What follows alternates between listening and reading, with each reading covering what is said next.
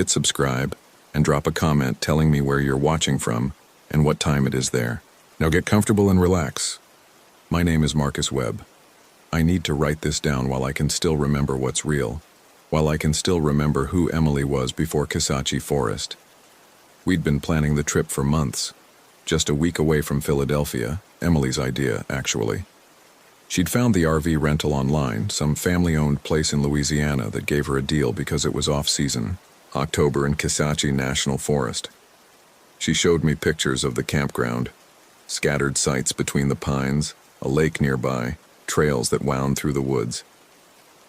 "It'll be quiet," she'd said. "Just us." I should have questioned why it was so cheap. I should have asked why, in peak fall camping season, we could get an entire RV for less than a hotel room. We drove down on a Saturday. Took us 18 hours with stops, Emily switching with me every few hours. The RV handled worse than I expected, top-heavy, swaying whenever a semi passed us on the highway. By the time we crossed into Louisiana, my shoulders ached from gripping the wheel. "There," Emily said, pointing to a warn sign, "Kisatchie National Forest, Kincaid Recreation Area." The turnoff was easy to miss, just a gap in the trees with a gravel road leading into darkness. The campground host station was empty when we pulled in around dusk. Just a small wooden booth with a handwritten sign taped to the window. "Pay at site number 1, cash only, 25 night."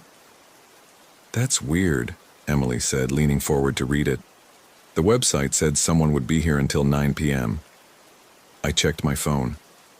7:47 p.m. No signal. But that wasn't surprising out here. "Maybe they stepped away," I said. "Let's find our site." We'd reserved site number 12, supposedly one of the better ones with a view of the lake.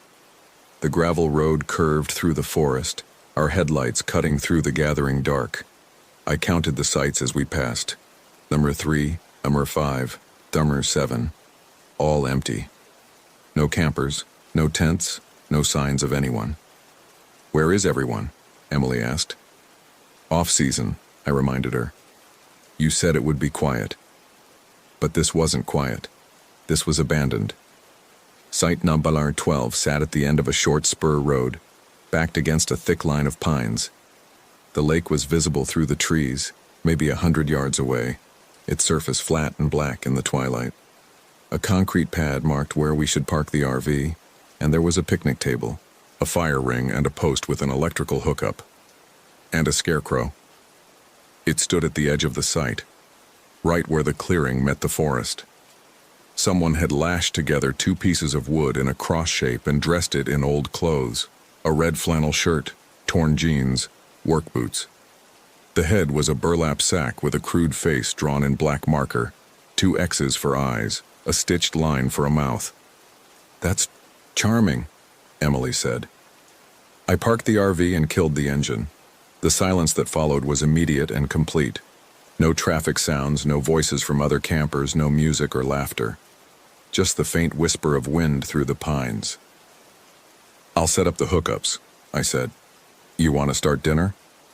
Emily nodded, but she was still looking at the scarecrow.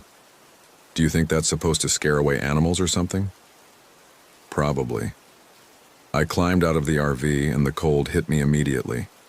It had been warm when we stopped for gas 2 hours ago, but now the temperature had dropped at least 15 degrees. I could see my breath. The electrical hookup was straightforward. Just plug in the cord, flip the breaker. I connected the water line next, then checked the propane tanks. Everything seemed fine. When I straightened up, I noticed something odd about the scarecrow. It was facing us. I know that sounds stupid. Scarecrows don't move. But I could have sworn when we first pulled up, it had been facing the other direction, toward the forest. Now it was angled toward the RV, that crude drawn face seeming to watch me. "Marcus," Emily called from inside. "Can you grab the groceries?" I shook off the feeling and retrieved the cooler from the back. Inside the RV, Emily had turned on the lights and the heater. It already felt more like home, cramped and warm and safe. We made spaghetti on the propane stove, ate at the small dinette table, and tried to ignore the fact that we were completely alone in the forest. Emily kept checking her phone. "Still no signal," she said. "We knew that might happen." "I know, but..." She set the phone down. "It just feels really isolated out here." "That's the point, right?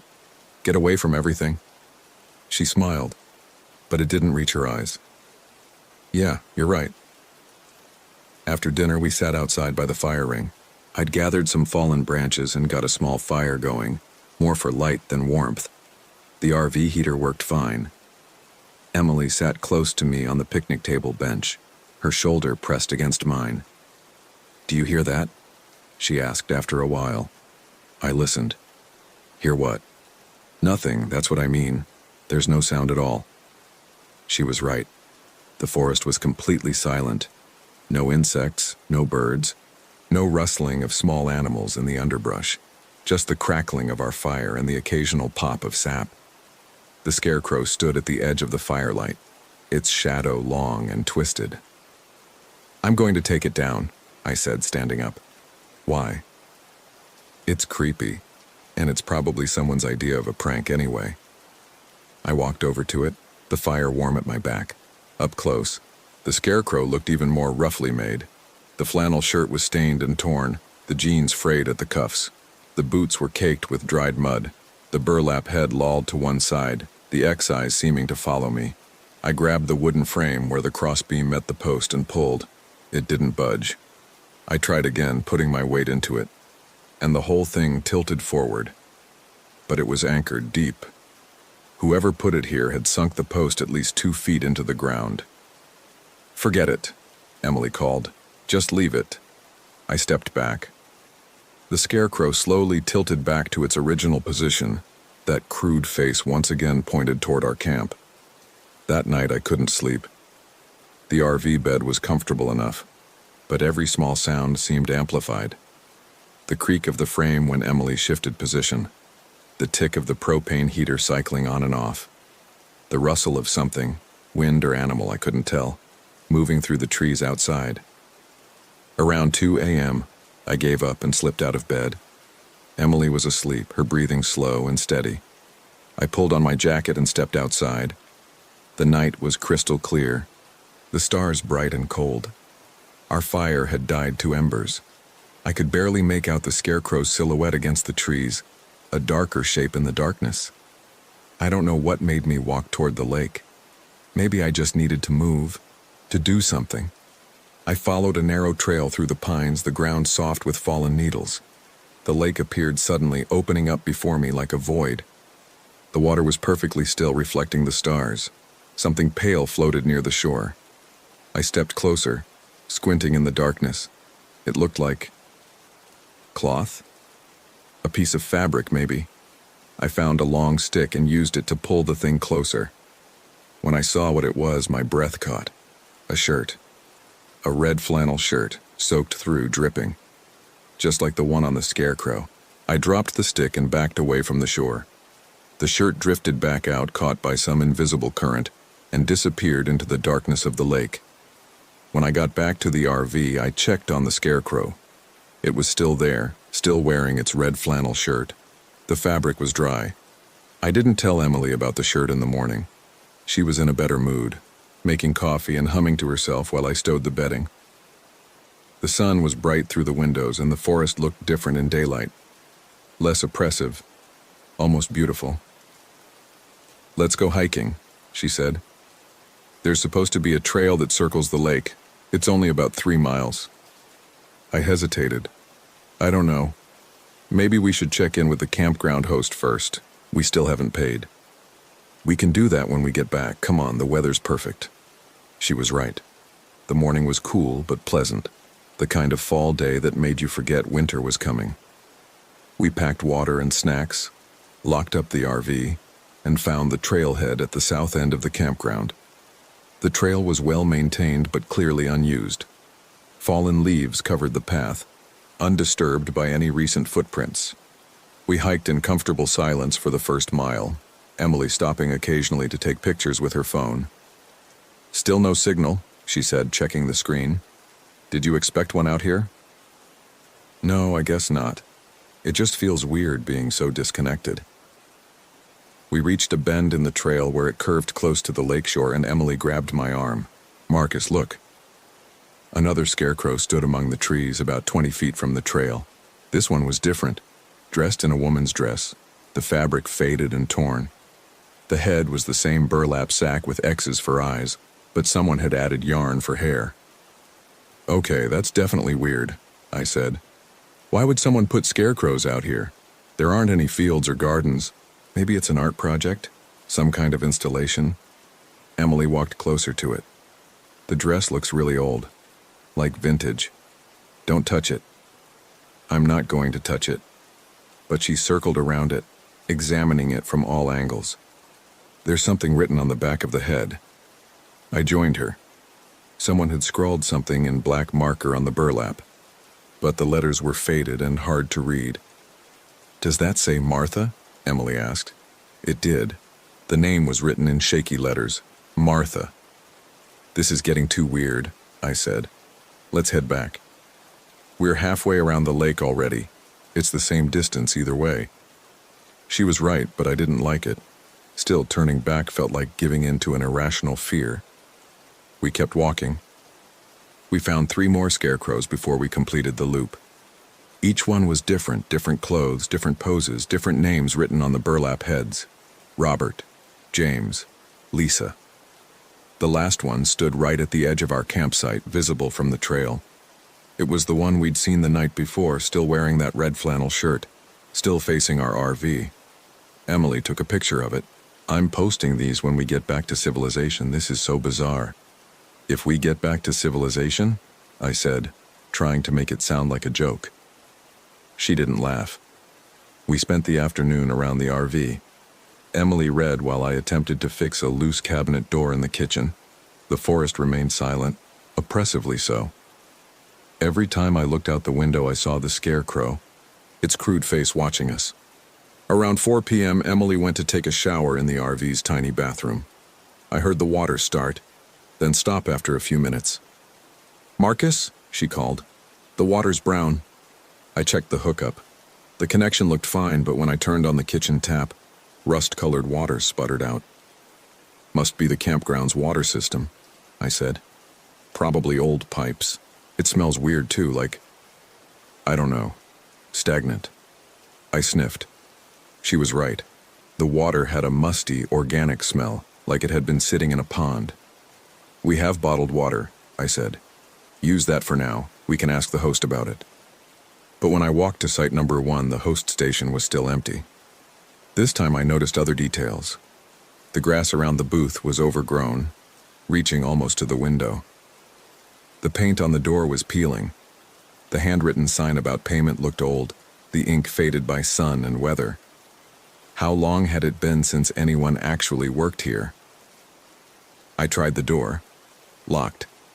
I peered through the window, shading my eyes with my hand. The interior was dark, but I could make out a desk, a filing cabinet, and something else. A shape hanging from the ceiling. I pressed my face closer to the glass. It was another scarecrow, suspended from a rafter by a length of rope. But this one was different. The clothes looked newer, and the burlap head was tilted at an unnatural angle, like someone hanging. I stepped back from the window, my heart hammering. Did you find them? Emily asked when I got back. No, no one's there. That's really strange. Yeah, I didn't mention the scarecrow. Listen, maybe we should think about leaving early. This place is... What? Marcus, we just got here, and it's fine. Weird, sure, but fine. The water's contaminated, there's no host, we're the only people here. So what? We have everything we need in the RV, and honestly, after the last few months, I could use some time where no one's bothering us. She took my hand. Please, let's just give it one more night. I wanted to argue, but she had a point. The last few months had been stressful. My job, her job, money problems, family drama. This was supposed to be our escape, our chance to reconnect. One more night, I agreed. That evening, we cooked dinner inside the RV, burgers on the propane stove with canned corn and instant mashed potatoes. Basic camping food, but it tasted good. Emily opened a bottle of wine she'd brought, and we sat at the dinette, talking and laughing like we used to. Around 10 p.m., she decided to go to bed. I told her I'd join her soon, but I wanted to sit outside for a bit, enjoy the fire. "Don't stay up too late," she said, kissing my forehead. I nursed a beer by the fire ring, watching the flames dance. The scarecrow stood at the edge of the light, its shadow flickering. I found myself staring at it, trying to convince myself it was just wood and cloth and burlap. The fire burned low. I was about to head inside when I heard something. A voice, distant, barely audible over the settling wood. "Marcus." I stood up, my beer forgotten. The voice came from the direction of the lake. "Marcus, help." It sounded like, "Emily?" I turned toward the RV. The lights were off. She must be asleep. But then, "Marcus, please." The voice came again, still from the lake. Definitely Emily's voice, but wrong somehow. Strained, desperate. I grabbed my flashlight and ran toward the lake, my mind racing. Had she gotten up? Walked outside without me noticing? But why would she go to the lake in the dark? The beam of my flashlight cut through the trees, bouncing as I ran. I reached the shore, breathing hard, and swept the light across the water. Nothing. Just the flat black surface of the lake, undisturbed. "Emily," I called. No response. I turned, planning to run back to the RV, and that's when I saw them. 5 scarecrows stood between me and the campsite. 5 silhouettes against the darkness, spaced out in a rough line. I knew they hadn't been there when I ran past. They'd been at other points around the lake. I'd seen them during our hike, but now they were here, blocking my path. I moved forward, shining my flashlight on each one as I passed. The names were still there on the burlap heads: Martha, Robert, James, Lisa, and one more I hadn't noticed before, Sarah. They didn't move. Of course they didn't move. They were just wood and cloth. But as I walked past the last one, Sarah, I heard it. The creak of wood shifting. The rustle of fabric. I ran the rest of the way back to the RV and burst through the door, my heart pounding. Emily was asleep in bed, curled up under the blankets, her breathing soft and steady. I checked every window, every lock. Nothing was out of place.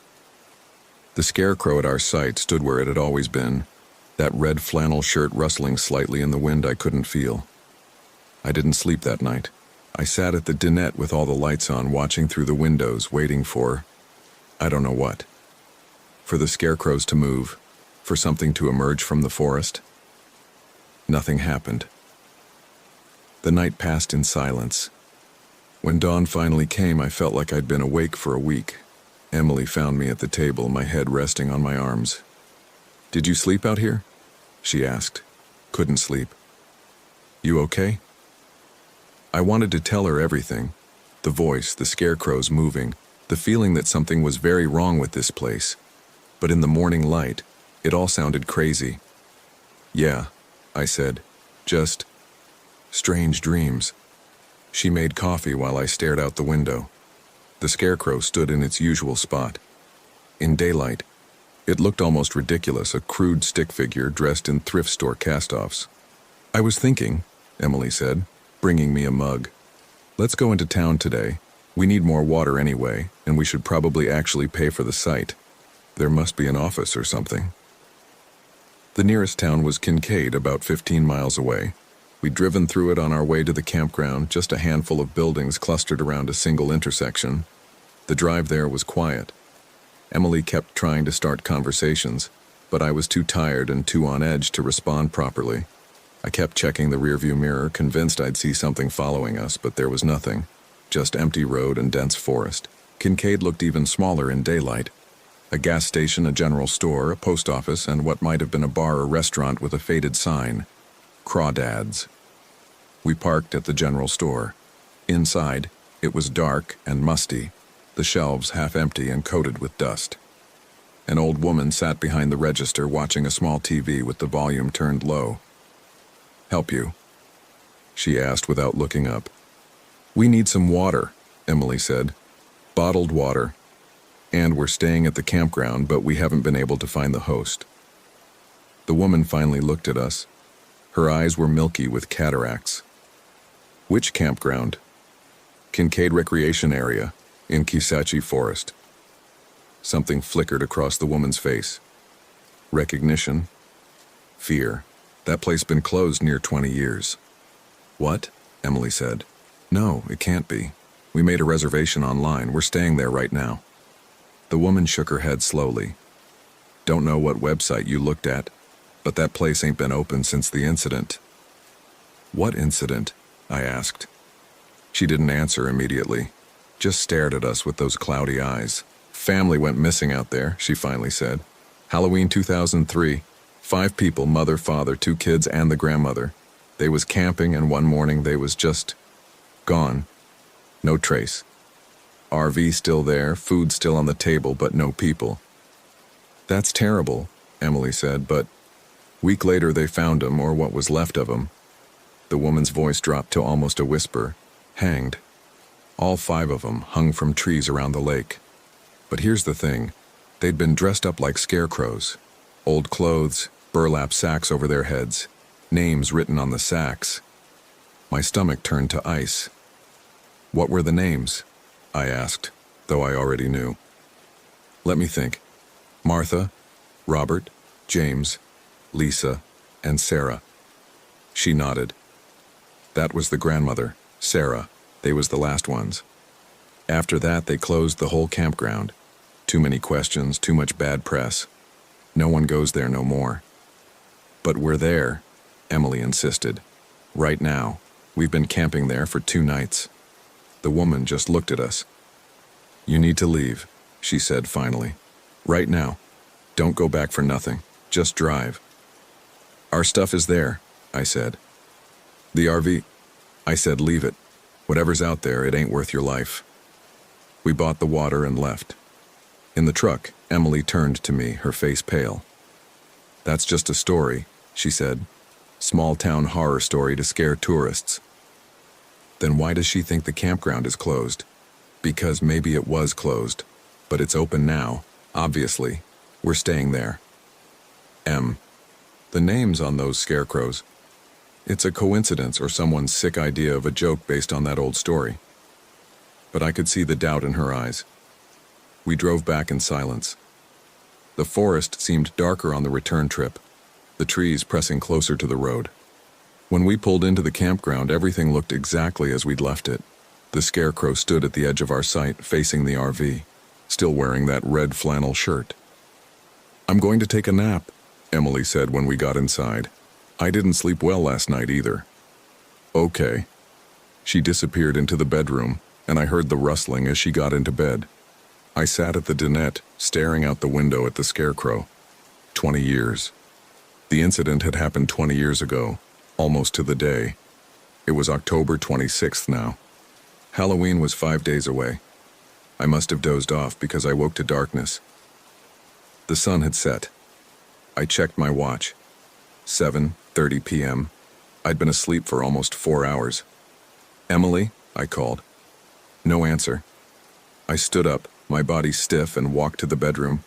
The bed was empty, the blankets thrown back. Emily? I checked the bathroom. Empty. I opened the RV door and stepped outside. The campsite was dark except for our lights. No fire, no flashlight beam, nothing. Emily! My voice echoed through the forest, then died in that oppressive silence. I grabbed my flashlight and ran toward the lake, calling her name. The trail was empty. The shore was empty. I ran around the entire lake, checking every spot where we'd seen the scarecrows during our hike. They were all still there, all except one. The scarecrow that had stood at our campsite, the one in the red flannel shirt, was gone. I sprinted back to the RV, my lungs burning. Maybe she'd come back. Maybe I'd just missed her. But the RV was still empty. I searched the campground. Every site, every trail, every building. Nothing. No sign of her. And then I saw it. At the far end of the campground, near the host station, something stood in the darkness. A figure. I ran toward it, hope surging in my chest. Emily. But as I got closer, as my flashlight beam swept across it, The hope died. It was a scarecrow, a new one. This one wore Emily's clothes, her blue jacket, her jeans, her hiking boots. The burlap head lolled to one side, held by a rope around the neck, and on the back of the head, written in black marker, was a name: Emily. I screamed. I pulled at the scarecrow, trying to tear it down, but like the others, it was anchored deep. The clothes rustled under my hands, Emily's clothes, still carrying her scent. I collapsed to my knees in the dirt, the flashlight falling from my hand. This wasn't happening. This couldn't be happening. Behind me, I heard footsteps. Slow, dragging footsteps. I turned, grabbing the flashlight, and swept the beam across the darkness. Emily stood at the edge of the light, her blue jacket, her jeans, her hiking boots, all gone. She wore the scarecrow's red flannel shirt and torn jeans. In her hand, she held the scarecrow's burlap head. Emily? My voice cracked. She stepped forward into the light, and I saw her face. Her expression was blank, her eyes empty, and her mouth. Her mouth was stretched in a wide, stitched smile, black thread pulling at her lips. Emily, she said, but the voice wasn't hers. It was wrong. Flat, emotionless. That's what the head says. She held up the burlap sack. On it, written in fresh black marker, was my name, Marcus. I ran. I ran back to the RV, my body screaming in protest, my mind fracturing. I locked myself inside and fell against the door, sobbing. This wasn't real. This was a nightmare. I was still asleep at the dinette, dreaming. But I wasn't asleep. A knock on the door. 3 slow, deliberate strikes. Marcus? Emily's voice, but wrong. I made you something. Another knock. Marcus, open the door. I crawled away from the door toward the bedroom. Maybe I could barricade myself in there, maybe. The door handle turned. I'd locked it. I knew I'd locked it. But the door swung open anyway. Emily stood in the doorway, silhouetted against the darkness. The red flannel shirt hung loose on her frame. The burlap head dangled from her hand. You need to put this on, she said in that flat, wrong voice. Everyone puts it on eventually. Emily, please. I was crying now, pressed against the wall. It's me, it's Marcus. Come back. She tilted her head, considering. For a moment, just a moment, something flickered in her eyes. Recognition, fear. Emily, she whispered, and this time it was her real voice. My name is Emily. I'm... The blankness returned. The stitched smile widened. No, she said. Not anymore. She stepped into the RV. I bolted past her, out the door, into the night. I ran without thinking, without direction, just ran. The forest flew past, branches tearing at my clothes and skin. Behind me I heard footsteps, steady, patient, inevitable. I don't know how long I ran. Hours. Minutes. Time had lost meaning. Eventually, I stumbled and fell, my ankle twisting. I crawled behind a tree, pressing myself against the bark, trying to silence my ragged breathing. The footsteps stopped. Silence. I waited, every muscle tensed, my heart hammering so hard I thought it might burst. Then I heard them, voices in the darkness. Many voices speaking in unison. Marcus. I looked around the tree. 6 figures stood in a circle around me. 5 scarecrows, Martha, Robert, James, Lisa, Sarah, and Emily. They all wore the same blank expression, the same stitched smile. It's time, they said together. The scarecrows weren't scarecrows anymore. I could see now, could see the pale skin beneath the torn clothes, the human hands hanging at their sides, the vacant eyes staring from the burlap sacks. They'd been people once. The family from 2003. They were still people in a way. And they wanted me to join them. No, I whispered, but I was surrounded. There was nowhere left to run. Emily stepped forward. In her hands, she held the burlap sack with my name on it. It doesn't hurt, she said in that wrong voice. You just become something else. Fight it, I begged her. You're still in there. I know you are. Em, please. Something flickered across her face again. Pain? Confusion? I can't remember, she said, her real voice breaking through. Marcus, I can't remember who I was. You're Emily. You're my Emily. We came here together. We were supposed to... But the others were moving closer now, their hands reaching for me. I did the only thing I could think of. I ran straight at Emily, grabbed her arms, and pulled her away from the others. She stumbled, confused, and I saw it, a flash of recognition in her eyes, brief, but real. Run! I shouted, dragging her with me. We crashed through the forest, the others pursuing.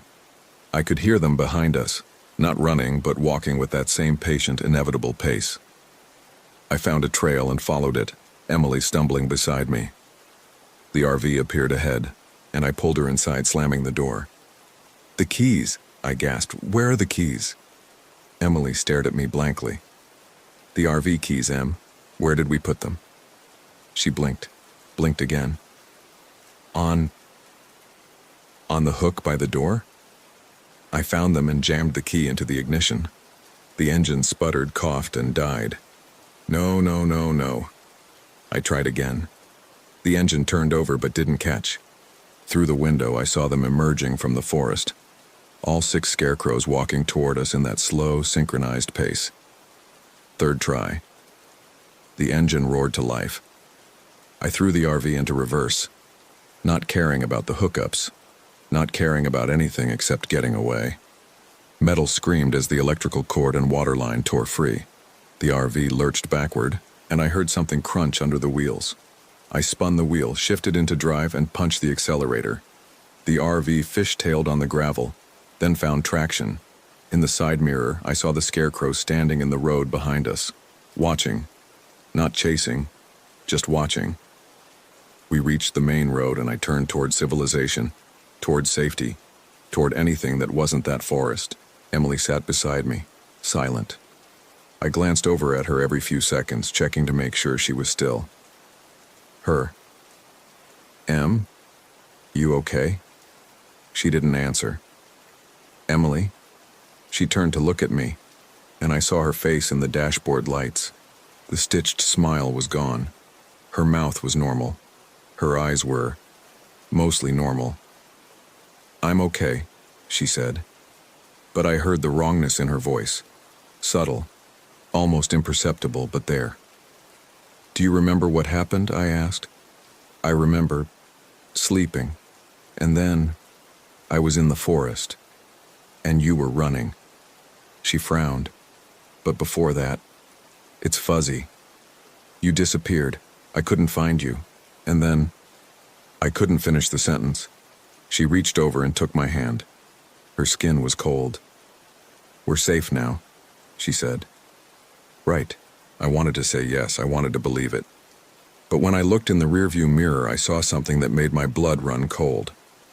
Her reflection didn't match. In the mirror, Emily was smiling. That same wide, stitched smile. And in the darkness of the back seat, I could see it. The burlap sack with my name on it, waiting patiently on the bed. Right, I said, my voice hollow. We're safe. We drove through the night. Emily fell asleep after an hour, her head against the window. I kept driving, even though I had no idea where we were going. Every town we passed looked the same, dark, empty, forgotten. Around 3 a.m., I pulled into a rest stop. Emily didn't wake up when I stopped the engine. I sat there listening to her breathing, wondering if it was real or if I was imagining it. I wanted to check on her to make sure she was still herself, but I was afraid of what I might find. The burlap sack was still in the back seat. I could see it in the mirror, that black marker spelling out my name. I should have left it behind, should have thrown it into the forest, burned it, anything. But something had stopped me. The same something that made me keep driving instead of going to the police, instead of going to a hospital, instead of doing anything that made sense. Because part of me knew, had known since the moment I saw her standing in the darkness, That whatever came back from those woods wearing Emily's face, it wasn't entirely her anymore, and it wanted me to join it. I'm writing this at the rest stop, using the last of my phone's battery. We're somewhere in Mississippi now, I think. Emily is still asleep. She's been asleep for 6 hours and she hasn't moved once.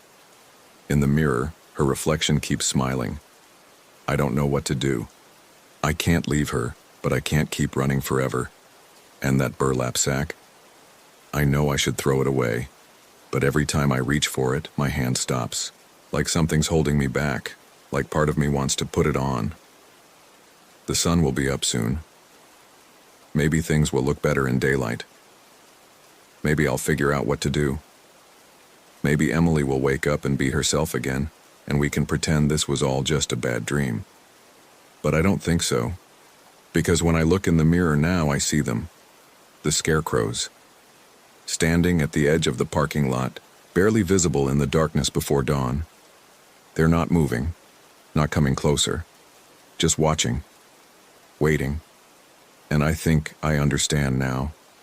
The forest didn't trap us. We were never trapped. We're free to go wherever we want. But we'll never really leave. Because wherever Emily goes, they follow. And wherever I go, she follows. We're bound to them now. To that place. To whatever darkness lurks in Kisatchie Forest. Emily is stirring. Her eyes are opening. And I can see in the mirror, in her reflection, that smile getting wider. "Marcus?" she says, her voice wrong. "Why did we stop?" "Just resting," I tell her. "Good," she says, "because we need to go back." "What?" "We forgot something. The flannel shirt. I need my shirt." She's not making sense. But then I look down and realize I'm wearing it. The red flannel shirt from the Scarecrow. I don't remember putting it on.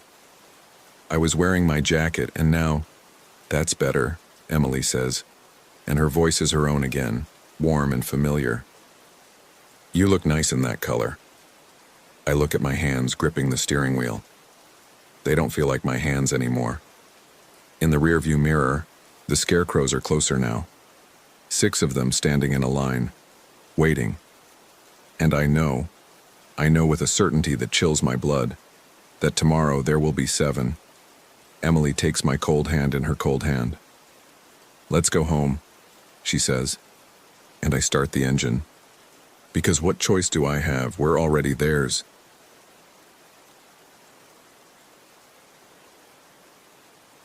My name is Tyler Hill. This happened in October 2023 at an RV park near the Porcupine Mountains in Michigan's Upper Peninsula. I'm writing this because I need to get it down while I still remember all of it, or at least what I think I remember. The problem is that I'm not entirely sure anymore what actually happened and what I've convinced myself happened. There were 6 of us initially. I'm certain about that because I have the receipt from the RV rental, and it lists 6 names. Me, Jen Parker, Marcus Webb, Katie Donaldson, Eric Santos, and Lindsay Morgan. We all worked at the same software company in Chicago, different departments, but we'd become friends over the past 2 years. The trip was Jen's idea. She'd been talking about getting away from the city before winter set in, somewhere remote where we could disconnect for a few days. The RV park was called Presque Isle River Campground, about 20 minutes from the actual Porcupine Mountains State Park. We chose it because they had full hookups and it wasn't quite as crowded as the main campground. When we arrived on Friday afternoon, there were maybe a dozen other RVs scattered across the sites, most of them older couples preparing for the winter snowbird migration south. We had 2 RVs. I was driving the larger one with Jen and Marcus. Katie, Eric, and Lindsay followed in a smaller one they'd rented separately. The drive up from Chicago took about 9 hours with stops. Nothing unusual about the trip itself. We listened to podcasts, argued about where to stop for lunch, the normal road trip stuff. The campground host checked us in. Her name was Carol, late 60s, wearing a Packers sweatshirt despite the Lions being the closer team up here. She gave us a map of the campground, pointed out where the bathrooms were, warned us that cell service was spotty and to use the Wi-Fi password posted in the main office if we needed internet. Standard orientation. We set up in adjacent sites numbers 47 and 48, backing the RVs up to the electrical and water hookups. The sites were separated by a thin row of pine trees, but we could easily see each other. Behind our sites, the woods got thick pretty quickly. Carol mentioned there were trails back there, but most people stuck to the marked ones closer to the river. That first evening went fine. We built a fire in the pit between our sites, cooked hot dogs and hamburgers, drank beer. It got cold after sunset, down into the 40s, but we had heavy jackets and the fire kept us warm. Around 10, someone suggested taking a group photo. I have a decent camera, a Canon DSLR I'd bought a few years ago when I thought I might get into photography as a hobby. I set it up on a tripod, positioned it to get all 6 of us with the fire in the foreground, used the timer. We crowded together on the logs we'd arranged as benches. The camera clicked. When I checked the image on the display screen, we were all there. 6 people, clearly visible, smiling. I remember thinking it was a good shot. The fire gave nice lighting to everyone's faces. I showed it around and everyone agreed we looked good. Katie asked me to send it to her later. We stayed up until midnight talking and drinking. Normal friend stuff. Jen was going through a breakup and needed to vent. Marcus gave terrible advice about dating apps. Eric told the same stories about his college band that we'd all heard before. Lindsay mostly listened, occasionally chiming in with something dry and funny that would make everyone laugh. Nothing strange happened that night. Nothing that I noticed anyway. Saturday morning, Katie knocked on our RV door around 8. She said Lindsay wasn't in their RV. At first, we assumed she'd gone to the bathroom or for a walk, but Katie said she'd checked the bathrooms and walked the main loop of the campground. Lindsay's jacket was still in the RV. Her phone was still there. Her shoes were by the door. We organized a search, split up and walked through the campground, checking the trails near the river, asking other campers if they'd seen her. No one had. One older man said he'd been up since 6 and hadn't seen anyone walking around at all. Around 10, we decided to call the park rangers. The ranger who showed up was in his 40s, professional, took notes about Lindsay's description and when we'd last seen her. He said people sometimes wandered off and got disoriented in the woods, but they usually turned up within a few hours. He'd radio other rangers and they'd do a proper search of the trails. While we waited, I looked through the photos from the night before to see if there was anything that might help. Maybe Lindsay had mentioned going somewhere, or looked like she was planning to leave. I pulled up the group photo from the fire. 5 people, Jen, Marcus, Katie, Eric, and me. All clearly visible. Same positions we'd been in. Same fire in the foreground. No Lindsay. I checked the metadata. The photo was taken at 10:47 p.m. the night before, just like I remembered. But Lindsay wasn't in it. I was sitting where she'd been sitting. The log space wasn't compressed like someone had been cropped out. It looked like I'd always been in that spot, like there had only ever been 5 of us. I showed Katie. She stared at the screen for a long time, then said that wasn't possible. She'd been sitting next to Lindsay. We'd all seen the photo last night and Lindsay had been in it. But when Katie looked at her own phone, at the version I'd airdropped to her the night before, it also showed 5 people. Maybe you took 2 photos, Katie said. Maybe this is from before she sat down or after she got up. But I'd only taken 1 photo. I remembered distinctly because the timer had been set for 10 seconds, and we'd all had to hold still. There hadn't been time for multiple shots. Eric came back from checking the trails. He'd found nothing. We told him about the photo. He looked at it and said, "Okay, so what? Tyler probably took it before we all sat down." "But I remember Lindsay being in it," Katie insisted. "Memory's weird," Eric said. "Maybe you're just thinking of other photos." The ranger came back around noon. They'd searched the main trails and found no sign of Lindsay. He took a photo of her from Katie's phone to distribute to other rangers and local police. He said they'd continue searching, but suggested we also file a missing person report with the county sheriff. That's when things got complicated because none of us had Lindsay's full legal name or her emergency contact information. Katie thought her last name was Morgan. I thought it was Morrison. Eric wasn't sure. We all agreed she worked in accounting, but when Jen called our office's emergency line, the HR person who answered said they had no employee named Lindsay Morgan or Lindsay Morrison in accounting or any other department. "Maybe she's a contractor," Katie said, but she didn't sound convinced. We sat in my RV and tried to piece together what we knew about Lindsay. She was in her late 20s, maybe 30. She had dark hair, wore glasses, drove a Honda Civic. She'd been on this trip. We all remembered her being there, but the specific details were fuzzy. Where had we met her? At a company happy hour, someone thought, or maybe a team lunch. Had she been at last year's holiday party? We couldn't agree. "This is insane," Marcus said. "We've known her for like 2 years. We can't all be misremembering her name and where she works." But clearly we were. The ranger suggested we file the report anyway with the information we had. Physical description, last known location, approximate age. The county sheriff's office would take it from there. He'd continue coordinating searches in the park. By evening, we were exhausted and confused. The sheriff's deputy who came to take our statements was polite but clearly skeptical.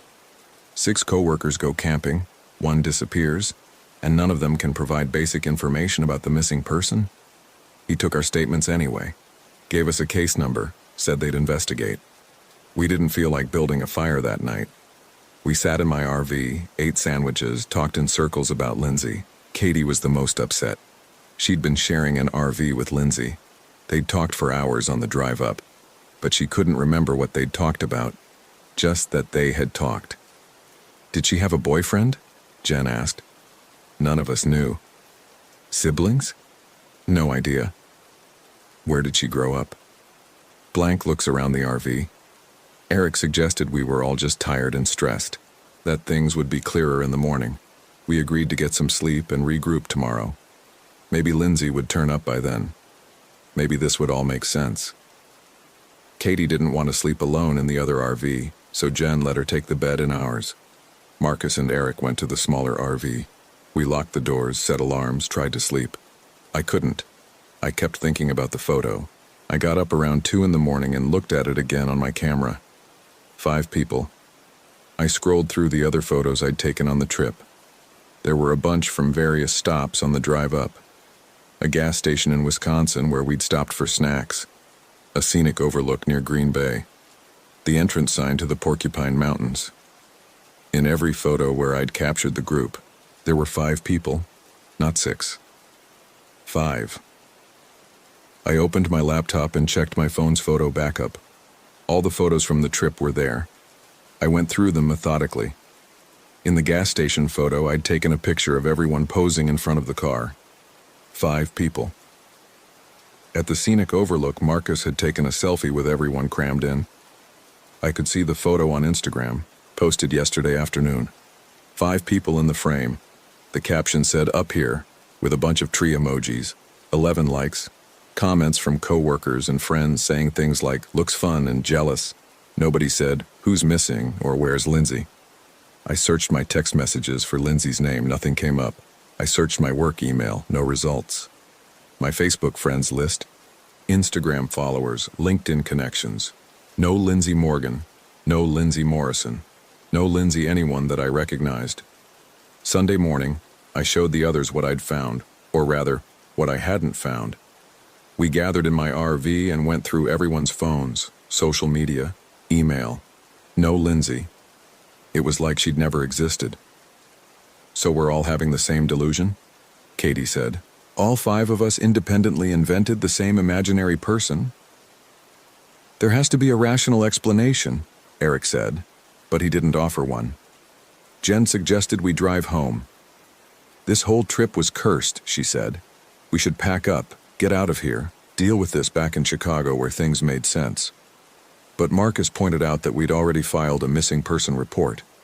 If we left now, we'd look even more suspicious. Besides, we'd paid for 3 nights at the campground. We might as well stay. I wanted to document everything. I'm not sure why. Maybe I thought if I took enough photos, wrote enough notes, I could make sense of it later. I started taking pictures of the campground, the RVs, the surrounding woods. Group photos of the 4 of us who were left. Katie didn't want to be in any pictures, but the rest of us posed by the campfire pit, by the RVs, on the trails. Later that afternoon, I uploaded all the new photos to my laptop to clear space on my camera's memory card. I opened them in editing software to tag and organize them. That's when I noticed something off about the photos from that morning. The one I'd taken of Marcus, Eric, and Jen standing in front of my RV. In the original that I'd looked at on my camera screen, all three of them were clearly visible. But now, looking at the file on my laptop, Eric wasn't there. Just Marcus and Jen, standing slightly farther apart than they had been, as if compensating for empty space. I checked the camera. The photo on the display screen showed Eric. I checked my laptop. The same file, transferred minutes ago, did not show Eric. I called everyone over, showed them both versions. Eric was shaken but tried to play it off. Must be a computer glitch, corrupted file or something. But I'd taken maybe a dozen photos that morning, and when I checked them all, Eric was missing from half of them. Not all, just half. And it wasn't random. The earlier photos showed him. The later ones didn't, like he was gradually being erased. "This is completely fucked," Marcus said. He looked at Eric. "You're right there. You're fine." "I'm fine," Eric agreed, but he was pale. Jen suggested we stop taking pictures. "Maybe it's the camera. Maybe it's broken or haunted or I don't know, just don't use it." But Katie pulled out her phone. "I took some photos this morning too." She scrolled through them. Her hand started shaking. She held up the phone to show us a selfie she'd taken of herself and Eric. In it, she was alone, making a peace sign at the camera, smiling. Empty space next to her, where Eric should have been. "I was in that photo," Eric said. "I remember you taking it. I made a stupid face." "You were in it," Katie said. "You were definitely in it when I took it."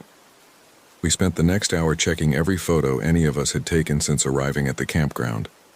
The pattern was clear and impossible.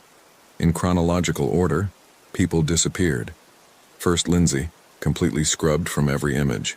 Then Eric, starting to fade from the more recent photos. In the most recent pictures taken within the last hour, Eric wasn't visible at all. "Maybe we should go to a hospital," Jen said. "Mass hallucination or carbon monoxide poisoning or something." But we all felt fine. No headaches, no dizziness, no confusion other than the obvious confusion about what was happening. We checked the carbon monoxide detectors in both RVs. They were working, showing normal levels. Eric made a decision. He announced he was leaving, driving back to Chicago. He'd seen enough and wasn't going to wait around to disappear or whatever was happening. Marcus tried to talk him out of it, said we should stick together, but Eric was firm. He'd take the smaller RV and go. We could follow when we were ready. "What about the missing person report?" Katie asked. "Tell them I had a family emergency," Eric said. "I don't care, I'm not staying here." He packed his things, got in the smaller RV, and drove out of the campground. We watched him go. The taillights disappeared around the bend of the main campground road. That evening, the three of us who remained tried to act normal. We built a fire, made dinner, didn't take any photos. We talked about work, about the Bears' terrible season, about anything except what was happening. Around 9, Katie said she was exhausted and went to bed in Jen's RV. Marcus and I sat by the fire for another hour. He asked if I believed in ghosts or curses or any of that stuff. I said I didn't, but I didn't have a better explanation for what we were experiencing. He said his grandmother used to tell stories about places that didn't want people around, that would make them leave or make them disappear. She'd grown up in rural Mexico and had dozens of stories like that. He'd always thought they were just stories. "You think this place is like that?" I asked. "I think something is very wrong," Marcus said, "and I think we should leave in the morning." We agreed on that. First light, we'd pack up and get out, file another police report back in Chicago if we had to, try to track down Eric, figure out what happened to Lindsay. But we'd do it somewhere else. I didn't sleep well that night. Every small sound from the woods seemed amplified. Branches snapping, animals moving around, the wind through the pines, normal forest sounds that felt threatening. I kept thinking about Lindsay. Had she felt like this before she disappeared? Alone, unsettled, listening to the sounds outside? I must have dozed off eventually because I woke to knocking on the RV door. It was still dark out. I checked my phone. 4:47 a.m. The knocking came again, urgent and rapid. I opened the door. Katie stood outside in her pajamas and jacket, barefoot, her face streaked with tears. "Jen's gone," she said. I followed her to the other RV. The bed where Jen had been sleeping was empty, covers thrown back.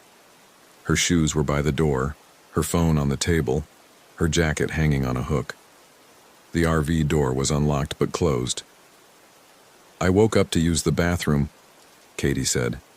"She wasn't here. I thought maybe she went to use the campground bathroom, but I checked and no one's there."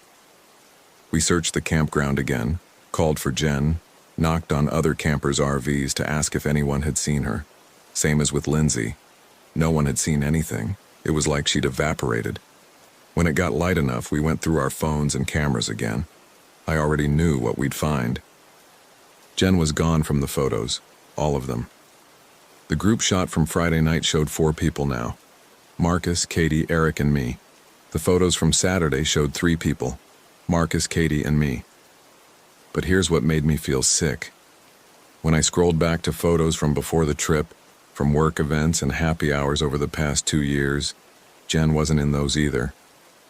A photo I distinctly remembered from our company's summer picnic, where Jen had been standing between Marcus and me, now showed Marcus and me standing close together, no gap between us. Like Jen had never been there at all. Katie was having a breakdown.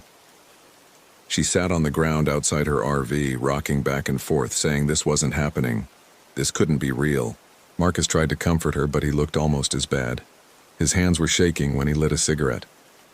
"We need to leave right now," he said. "Not in an hour. Right now." We agreed. Screw packing properly or disconnecting the RVs correctly.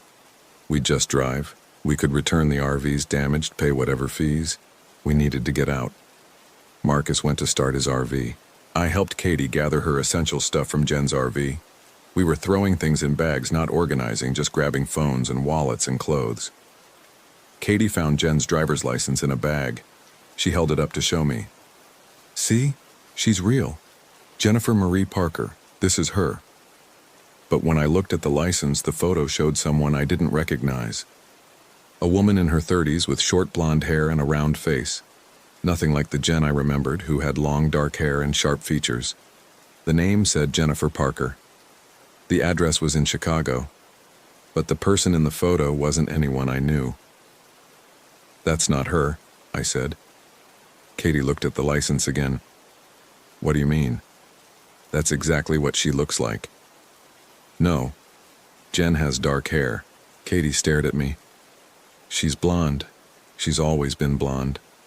We stood there in the RV, each of us certain we were right, neither of us able to reconcile what we were seeing with what we remembered. Finally, Katie put the license in her pocket and we finished packing. Marcus came back from his RV. "It won't start. Battery's completely dead. I don't know how, I just drove it yesterday. We tried jumping it from my RV. Nothing. The engine wouldn't even turn over. My RV started fine, so we decided we'd all squeeze into it and leave Marcus's behind. We could figure out getting it later.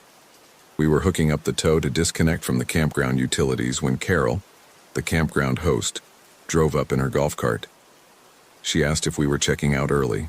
Marcus explained that we'd had emergencies, people going missing, we needed to leave. Carol looked confused. "Missing? What do you mean?" "Our friends," Katie said. "Lindsay and Jen. They disappeared." "Honey, you checked in alone," Carol said. She consulted her clipboard. "Tyler Hill, party of 1. Site 47. You paid for 3 nights." "No," I said. "There were 6 of us, 2 RVs." Carol gestured at the empty site next to mine.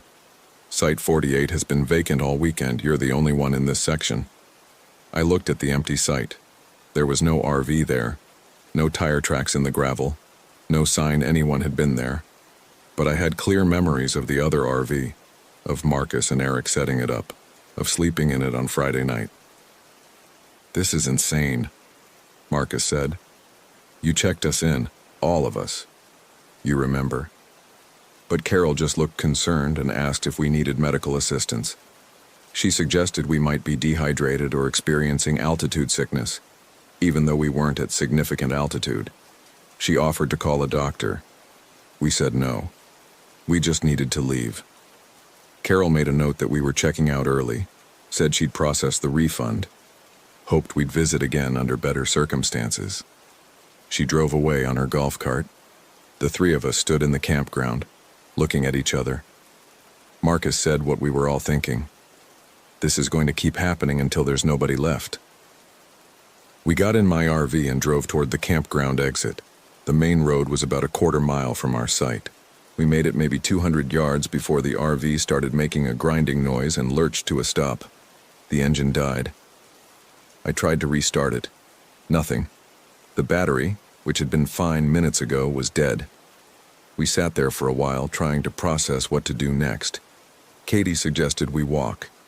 The nearest town was maybe 5 miles. We could hike out, call for a tow truck, get a ride. But the idea of walking through the woods felt wrong. Every instinct told me we needed to stay in the RV, locked inside, safe. Safe from what? Marcus asked when I voiced this. I didn't have an answer. Around noon, another camper drove by and stopped when they saw us. An older couple in a truck. They asked if we needed help.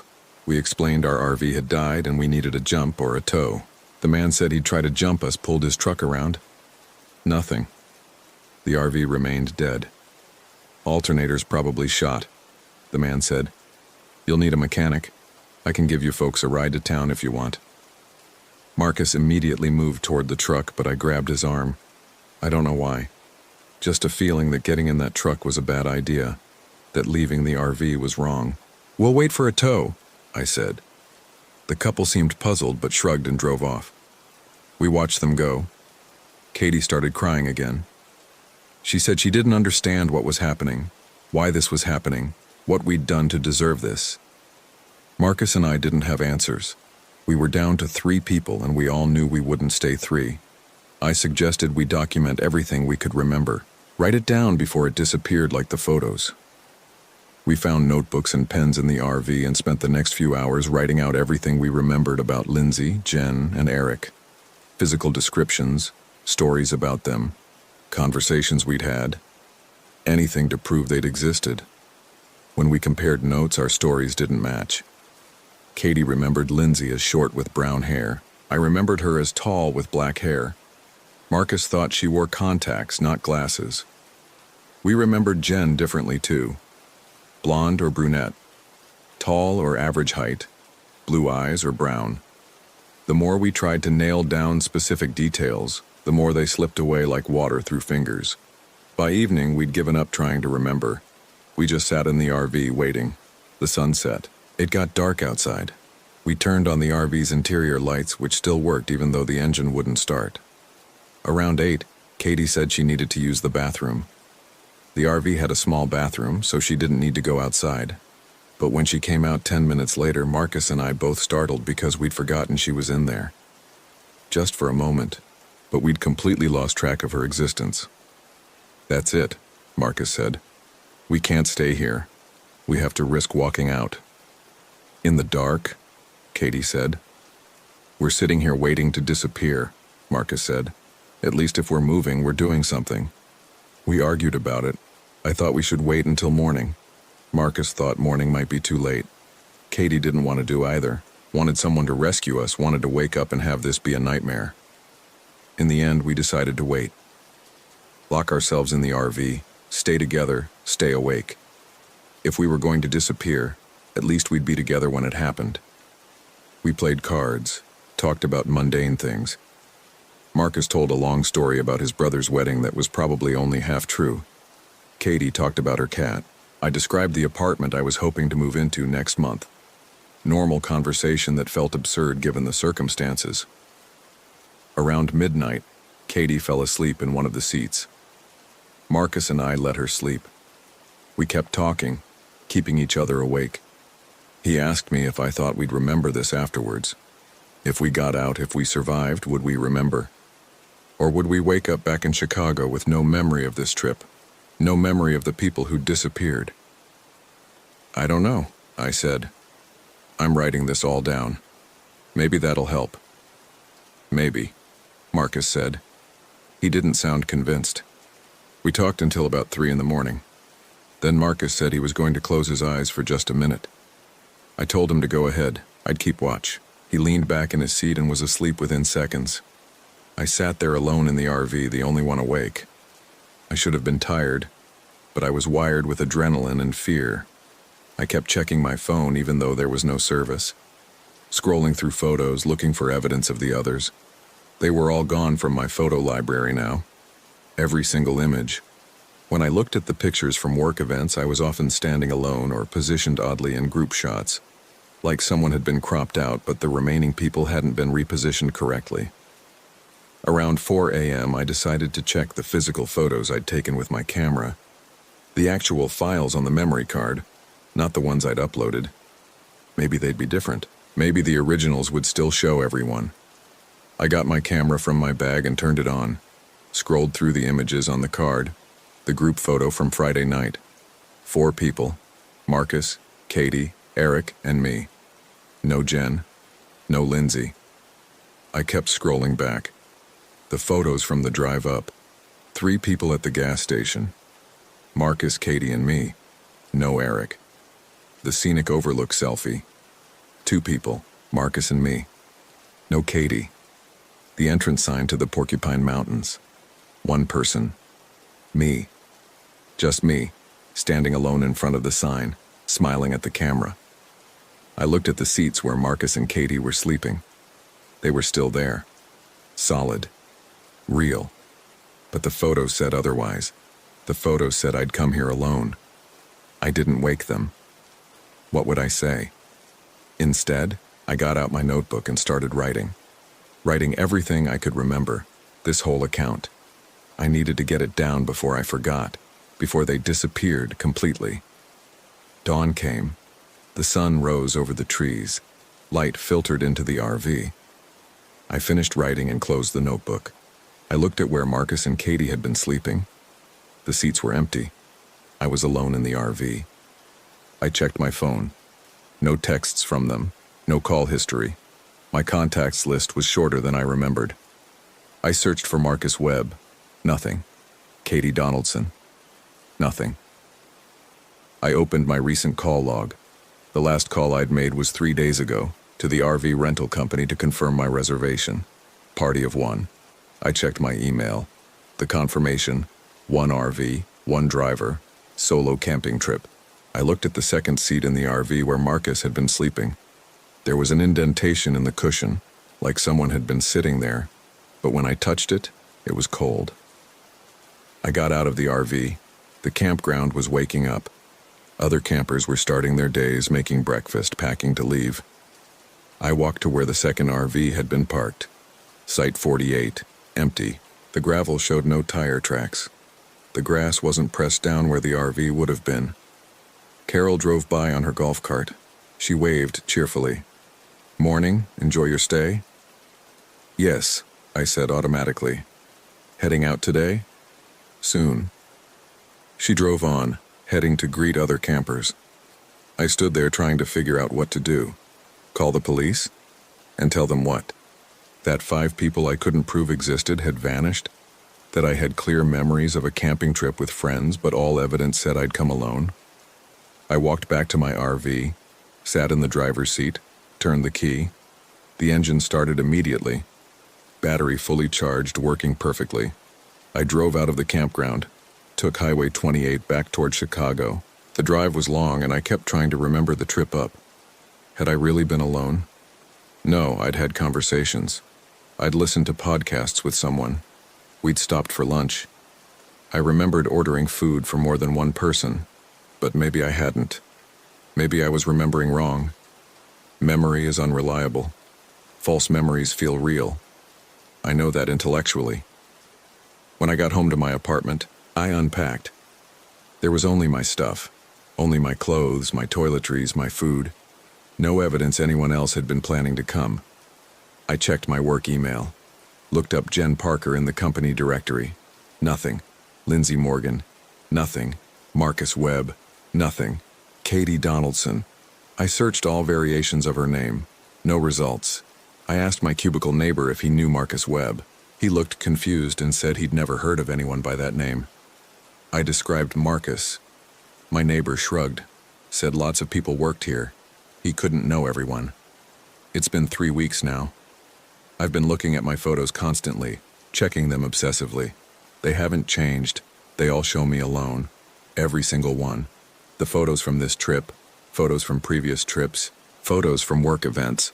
I'm either by myself or positioned strangely in groups, obviously alone even when I'm with other people. But I have this notebook. I wrote everything down while it was happening.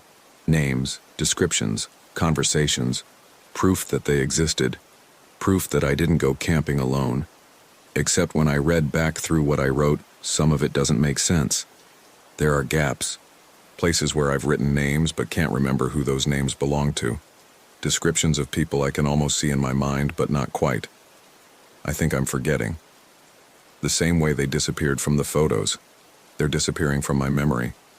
I'm writing this final section now because I need to get it out while I still can. While I still remember that something happened, even if I can't remember exactly what. There were 6 of us. I'm sure of that. 6 people who went camping in the Porcupine Mountains. And now there's one. Me. The only one left. The only one who remembers, even though my memories are fading. The photos say I was always alone. My phone records say I came alone. The campground records say I checked in alone. Everyone I ask says they don't know the people I'm asking about, but I know. I remember. At least I think I do. Sometimes I wonder if I'll be next. If one morning I'll wake up and find that I've disappeared too, erased from photos and memories and records. Maybe there's already no evidence I exist. Maybe I'm already gone and just don't know it yet. I look at photos of myself now and I'm never quite sure if I'm really there. The person in the images looks like me, but also not. Like a copy of a copy, slowly degrading. Every picture I took slowly erased people from the frame. Until there was only one. Until there was none. I'm going back to the Porcupine Mountains next weekend. I need to understand what happened. I need to know if they're still there somehow, trapped in that place, or if they're truly gone. I probably won't come back. I know that. But I have to try. If you're reading this, if you find this notebook in my apartment or my car or wherever I leave it, please remember that we existed. Lindsay, Jen, Marcus, Katie, Eric, and Tyler. 6 people who went camping and didn't all come back. Please remember us. Please remember that we were real.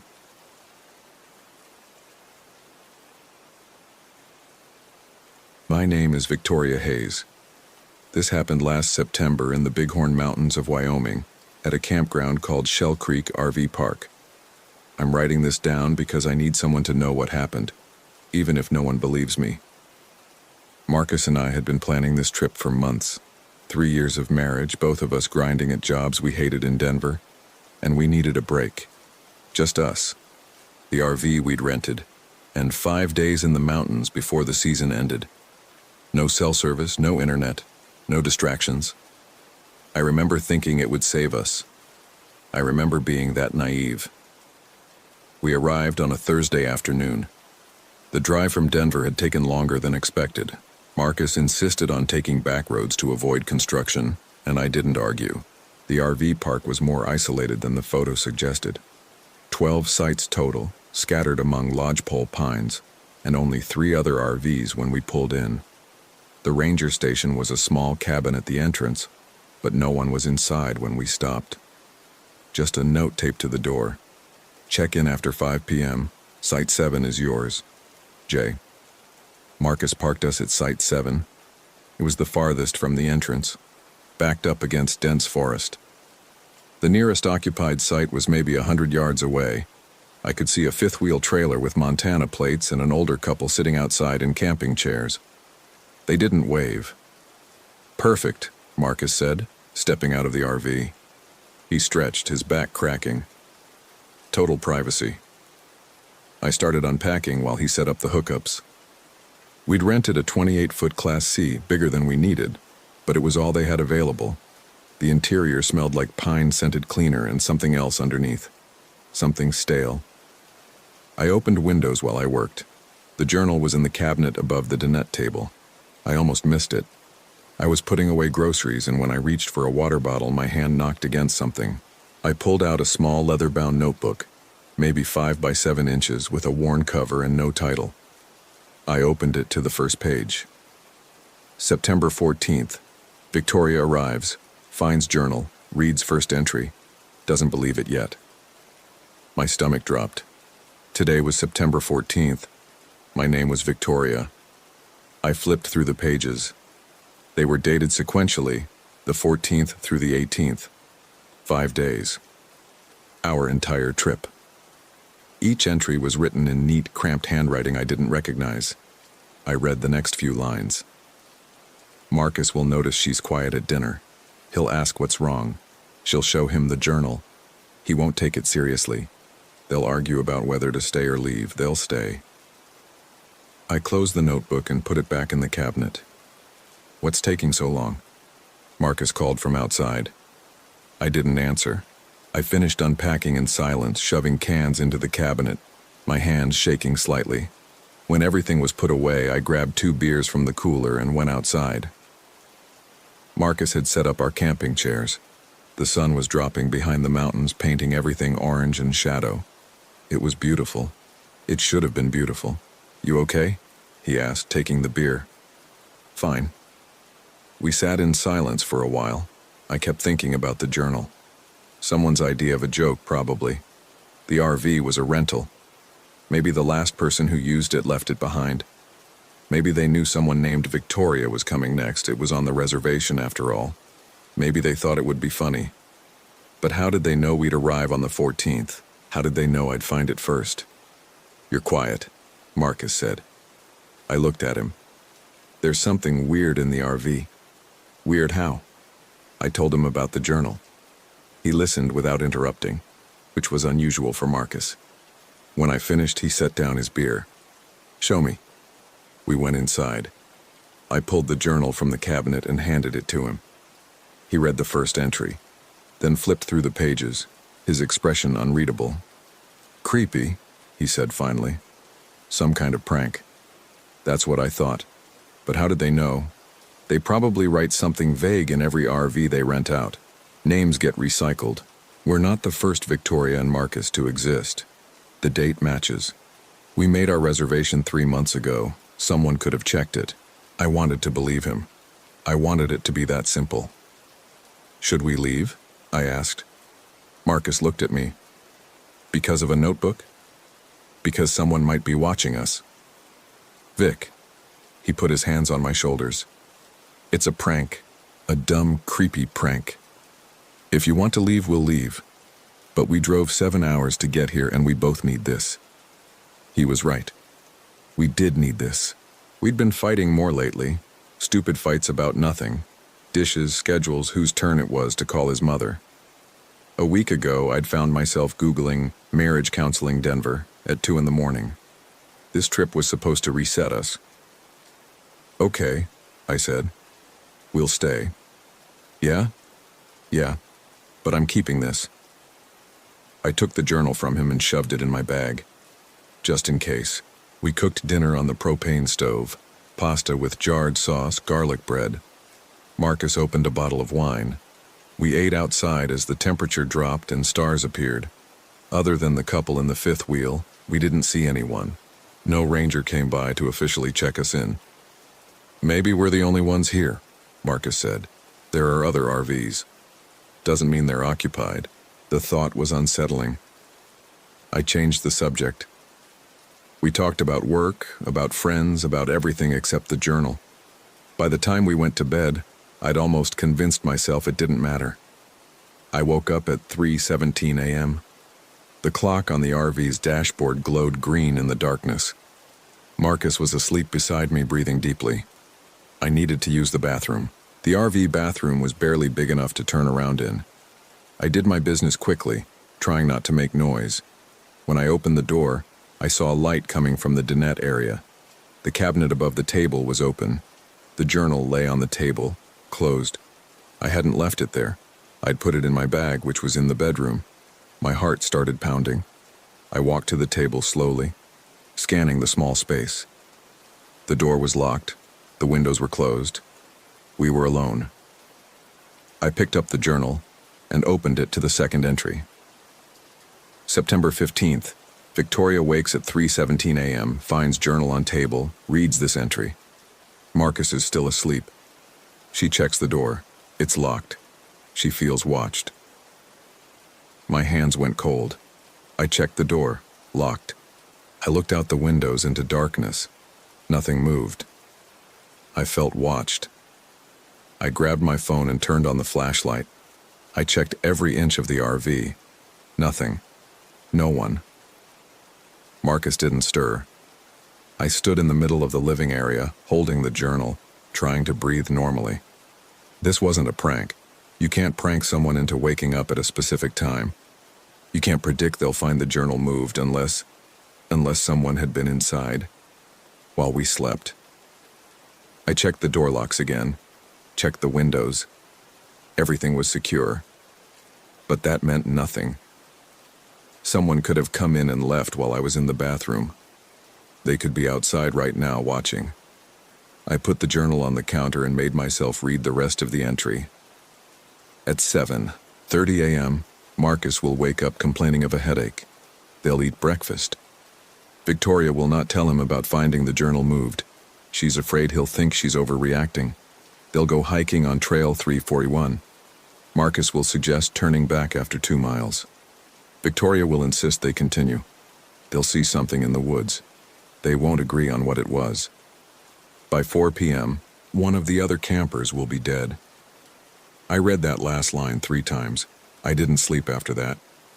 I sat at the dinette table with all the lights on, holding a kitchen knife we'd brought for cooking. Marcus woke up at 7:30. Jesus, Vic, you okay? Headache? He blinked. Yeah, actually. Bad one. Why? I showed him the journal entry. This time he read it more carefully. When he finished, his jaw was tight. Someone's fucking with us. Marcus. They got into the RV while we were asleep. They moved the journal. They're trying to scare us. Then we should leave. We should call the cops. We don't have cell service. We drive until we do. But we didn't. We ate breakfast, cereal, and coffee, and Marcus insisted we at least talk to the ranger first. We walked to the entrance station, but it was still empty. The note was gone from the door. Marcus tried the handle. Locked. Great, he muttered. We checked the other occupied sites. The fifth wheel with the older couple was still there, but no one answered when we knocked. The couple's chairs were set up outside, a book lying face down on one of them, but no people. There was one other RV now, a small travel trailer that hadn't been there the night before. A man in his 50s was outside dumping his gray water tank. "Excuse me," Marcus called. The man looked up. He had a weathered face and suspicious eyes. "Have you seen the ranger?" Marcus asked. "We need to report something." "Haven't seen anyone, just got here an hour ago. There's supposed to be someone at the station." The man shrugged. "Sometimes they don't show. Budget cuts." Marcus thanked him and we walked back toward our site. I felt the man watching us the whole way. "This is insane," Marcus said. "We should just leave." "You said—" "I know what I said. But if someone's harassing us and there's no ranger, what's the point of staying?" I didn't argue. We packed quickly, barely speaking. I kept the journal in my pocket. Marcus was unhooking the water when I saw the older couple from the fifth wheel. They were standing at the edge of the trees between their site and ours, just standing there, not moving. "Marcus," I said. He followed my gaze. "What are they doing?" "I don't know." We watched them for maybe 30 seconds. They didn't move, didn't wave, just stood there facing us. "This is too weird," Marcus said. "I'm going to talk to them." "Don't. Vic, we can't leave without... Please don't." But he was already walking toward them. I followed a few steps behind, my stomach knotting. As we got closer, I could see their faces more clearly. The man was maybe 70, the woman a bit younger. They both wore hiking clothes and blank expressions. "Hey," Marcus called. You folks okay? They didn't respond. We're trying to find the ranger, Marcus continued. Have you seen anyone? The woman spoke without moving her lips. You should stay. Her voice was wrong, flat, like she was reading from a script. What? Marcus asked. You should stay, she repeated, exactly the same way. The trail is beautiful today. We were just leaving. Don't leave, the man said, his voice the same flat monotone. It's safer here. Marcus glanced at me. I shook my head. He looked back at the couple. Thanks for the advice, he said carefully. We'll think about it. We backed away. They didn't follow, didn't move. Just stood there watching us with empty eyes. Fuck this, Marcus said when we were out of earshot. Fuck all of this, we're leaving right now. We finished unhooking in 10 minutes. Marcus started the engine. I sat in the passenger seat, the journal still in my pocket, and we pulled out of Site 7. The road out of the campground was a single lane of gravel, maybe half a mile long. Marcus drove faster than he should have, rocks pinging against the undercarriage. I watched the trees blur past. We reached the entrance. The gate was closed. What the hell? Marcus stopped the RV. That wasn't closed when we came in. It was a simple metal gate on a hinge, the kind that swings across the road. A chain and padlock held it shut. Marcus got out. I watched him examine the lock, then walk back to the RV. It's locked. No key. Can you move it? Not without bolt cutters. We sat there for a moment, engine running. The ranger, I said. Maybe they came by and didn't realize we were still here. We can wait for them to come back. When? We haven't seen anyone. Then we drive back and call for help from the office. We tried that, there's no one there. Marcus, what else can we do? He didn't answer. He put the RV in reverse and started backing up. The gravel road was too narrow to turn around properly. He had to back up almost a quarter mile, using the mirrors, swearing under his breath the whole time. When we got back to Site 7, he parked and killed the engine. Maybe it's for fire danger, he said. Maybe they locked the gate during certain hours and didn't tell us. That doesn't make sense. None of this makes sense, Vic, but we're stuck here until someone opens that gate, so we might as well. What? The entry. I pulled out the journal. It said we'd go hiking, Trail 341. We're not going hiking. We're stuck here because... It also said one of the campers would be dead by 4 p.m. Marcus stared at me. You can't seriously believe. I woke up at 3:17 a.m. You had a headache at 7:30. That couple said exactly what they said. Everything has happened exactly like it's written. Coincidence? All of it? He didn't have an answer for that. I opened the journal and read ahead. The entry for September 15th continued. They'll decide to hike anyway. Victoria thinks walking will clear their heads. Marcus agrees reluctantly. They'll take the trail behind Site 7. 2 miles in, they'll hear something following them. Marcus will want to turn back. Victoria will convince him to keep going. At the 3-mile mark, they'll find the ranger's truck. The door will be open, blood on the driver's seat, no body. That's when Marcus will start to change. I felt cold all over. What? Marcus leaned over to read. His face went pale. Jesus Christ, this is some kind of sick joke. What if it's not? Then what? You think this notebook can predict the future? You think... He stopped. The couple, the way they acted, and the gate being locked and no ranger. Vic, what if someone kidnapped the ranger? What if those people back there are involved? It was the most logical explanation, but it didn't explain the journal. We should stay in the RV, I said. Lock the doors. Wait for someone to come. And if no one comes? Then tomorrow we figure out how to break that lock. Marcus nodded slowly. Okay, we'll do that. But I'm going to check on that couple first. See if they're normal. If something's wrong, we'll know it's not just us. Marcus, don't. I'll take the walkie-talkie. You stay here. If anything happens, I'll radio you. He was out the door before I could stop him. I watched through the window as he walked toward the 5th wheel, one of the camping walkie-talkies clipped to his belt. He disappeared around the side of their RV. 5 minutes passed. Then 10. The walkie-talkie on the counter crackled. "Vic?" I grabbed it. "Marcus, what's wrong?" "You need to see this." "See what?" "Just come here. Now." His voice sounded strange. Not scared. Not exactly. Just flat. I thought about the couple. The way they'd spoken. "Marcus, come back to the RV." "Vic, please, I need you to see this." "What is it?"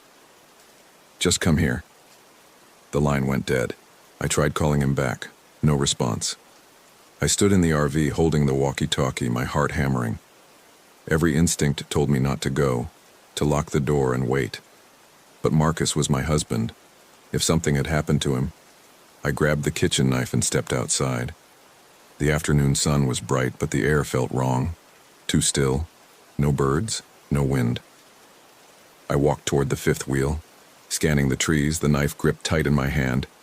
Their RV was bigger than ours, nicer. The door was closed. I knocked. "Marcus?" No answer. I tried the handle. Unlocked. I opened it slowly. The interior was pristine, too clean. No personal items, no food in the kitchen area, no clothes, no books, nothing to indicate anyone actually lived here. Like a showroom model. "Marcus?" I heard something from the bedroom at the back. A shuffling sound. "Marcus, if you're trying to scare me, it's not funny." I walked toward the bedroom, knife raised. The door was slightly ajar. I pushed it open with my foot. The older couple sat on the bed side by side, hands folded in their laps, staring straight ahead. Not at me, at nothing. "Where's my husband?" The woman turned her head slowly. Her eyes were empty. "He's at the truck." "What truck?" "The ranger's truck, 3 miles up Trail 341.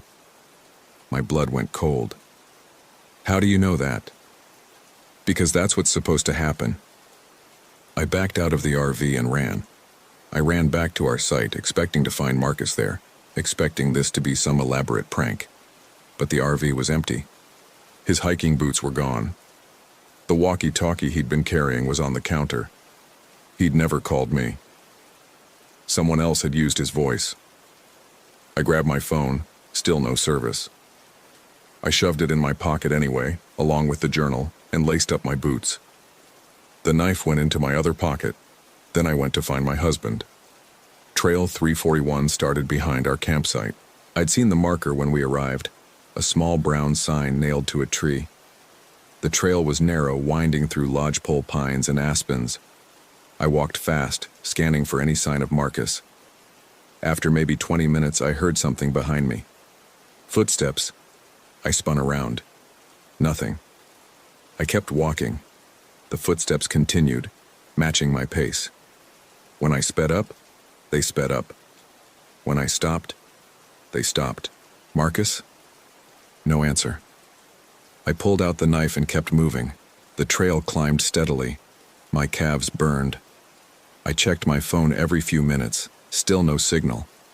At what I guessed was around 2 miles, I heard something else. A voice. Singing.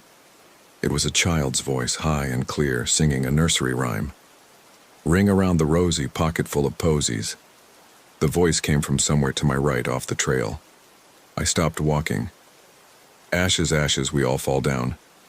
Then silence. I was alone in the forest. No child, no Marcus, just me and the knife and the journal burning in my pocket. I kept hiking. Every part of me wanted to turn back, but Marcus was out here somewhere, and I couldn't leave him. At the 3-mile mark, I found the truck. It was a Forest Service vehicle, olive green, parked on a small turnout beside the trail. The driver's door hung open. I approached slowly, knife ready, blood on the driver's seat. A lot of blood, dark and dried. No body. I checked the truck bed, empty except for some tools. I looked inside the cab, keys still in the ignition. A clipboard on the passenger seat with papers. I pulled it out. The top page was a roster, names and dates. I scanned down the list and stopped at the entry for September 14th. Site 7, Victoria and Marcus Hayes, 5 days. Someone had circled our names in red pen. Below it, they'd written, "They will not leave." I dropped the clipboard. My hands were shaking so hard I almost dropped the knife, too. "Vic?" I turned. Marcus stood 20 feet away on the trail, his hiking boots muddy, his face pale. "Marcus?" I ran to him. "Jesus Christ, where were you? What happened?" "I don't know." He looked confused, disoriented. "I was at the fifth wheel, and then... I don't remember. I was just walking on the trail. How did I get here?" "You don't remember?" "No. The last thing I remember is going to check on that couple. Then nothing. What time is it?" I checked my phone. 3:47 p.m. "We need to go," I said. "Now." I showed him the truck, the blood, the roster. His face went gray. "Someone's doing this to us," he said. "Someone planned this whole thing. The journal. Fuck the journal, this is real. Someone is hunting us." He took my hand and we started back down the trail. We moved fast, nearly jogging. I kept looking over my shoulder, expecting to see someone following, but the forest was empty. We were maybe a mile from the campground when Marcus stopped. "Do you hear that?" I listened. Footsteps, multiple sets, moving toward us from ahead. "Off the trail," Marcus whispered. We pushed into the trees, crouching behind a large pine. The footsteps got closer. 3 figures emerged on the trail, the older couple and the man from the travel trailer. They walked in single file, their movements synchronized, their faces blank. "The trail is beautiful today," the woman said to no one. "It's safer here," the man from the trailer replied. "You should stay," the older man said. They passed within 10 feet of us. We didn't breathe. When they were gone, we waited another 5 minutes, then made our way back to the trail. We ran the rest of the way. At 4:08 p.m., we found the man's body. He was lying on the trail, face down, his skull crushed. Blood pooled around his head. The same man who'd been walking with the couple. Except he was here, dead, even though we'd just seen him alive on the trail. Marcus bent over and vomited. I pulled him away from the body. "We have to get back to the RV. We have to get out of here." We reached Site 7 at 4:20 p.m. The other RVs were still there, but I didn't see anyone. Marcus got into the driver's seat. I sat beside him. "We're ramming that gate," he said.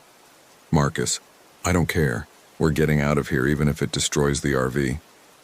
He started the engine. We pulled out of the site and drove toward the exit. The gate was still locked. Marcus accelerated. At the last second, I screamed, "Stop!" He slammed the brakes. We lurched forward. The ranger stood on the other side of the gate. He was young, maybe 30, with a neat uniform and a name tag that read J. Morrison. He looked normal, alive. He waved at us, smiling. Marcus rolled down the window. "Open the gate." "Sorry about that," the ranger called. "Had to close it for a medical emergency. Give me a second." He produced a key from his pocket and unlocked the chain. The gate swung open. We didn't move. "Something wrong?"